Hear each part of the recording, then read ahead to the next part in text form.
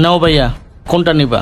আল্লাহ আপনাদেরকে হেদায়েত করেন, দৈনিকই আইসা আমার সাথে মজা নেয়। কি বুঝলি?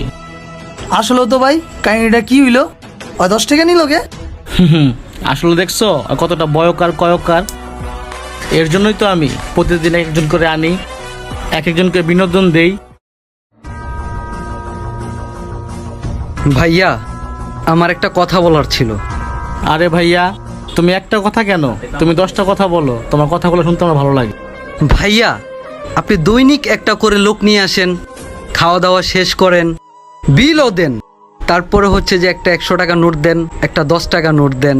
আমি ওইখান থেকে 10 টাকা নোটটা নেই, আর আপনি আমাকে বলেন বোকা। আমি অনেক দিন ধরে এটা শুনতেছি, আমার কোনো প্রবলেম হচ্ছে না।